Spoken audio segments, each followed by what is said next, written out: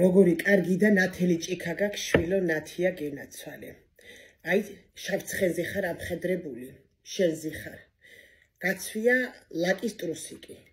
მოკლე ლაკის ტრუსიკი ხელში მარჯვენა ხელში მათახი გიჭირავს და აქეთ ხელში ბორკილები და ლაგამი გაქვს ამოდებული ამ ცხეზე და მიაჭენებ. მიაჭენებ, მაგრამ ამ ცხეს შვილო ცხენის სახი არა აქვს, კაცის სახი აქვს წვერებიანი. გიასო.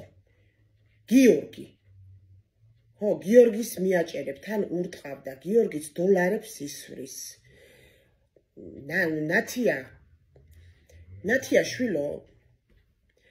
ნათია შვილო, ძალიან ახარ გაბოზებული შვილო. გაბოზებულიაო პირდაპირ მეუბნება ჭიქა და არ ვიცი შვილო რა ხდება, რა ამბავია, მაგრამ ნახე ფარში ვანგი ამოგივიდათ, დიდი მფარველობა გაქვს ძალიან, იმიტომ რომ გული გაქვს თბილი. გული გაქვს თბილი, ბევრი კარგი სიკეთეებიცა გაკეთებული და ამ გიორგისთანაც აი ბოლომდე გულით კეთილად ახარ განწყობილი და წველი შვილო, მაგრად წველი და გსქვევით ნასო არის, ლამაზი პირისახის გოგო არის, თითქოს თავისი ცოლიაო და აი ახლა ნინო მელაპარაკება, ახლა მომწერა აი ჭიქაში რომ მაგნათიას უთხარი ტრაკი დააყენოს, თორე დედას ვუტირებო და რა ვიცი შვილო, ჯობია რომ გაიხადო ეგ ლაკის ტრუსიკი, აბა გული გამიხსენი ერთი მიდი. გუშინ ისევ სიზმარი ვნახე.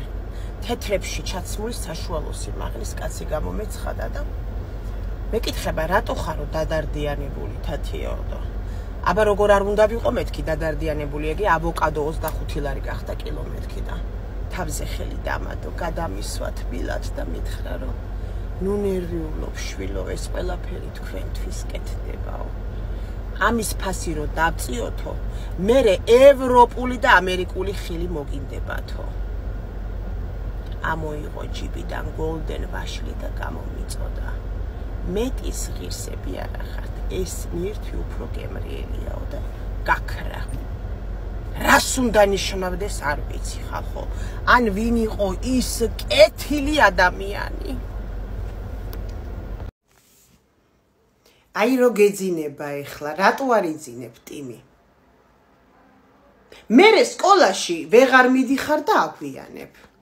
ესე იგი 9-ზე ეწყება სწავლა და 9-ს რო 15 აკლია გავრბივართ, ცალკე წიგნები მეყრება, ცალკე ჩანთა.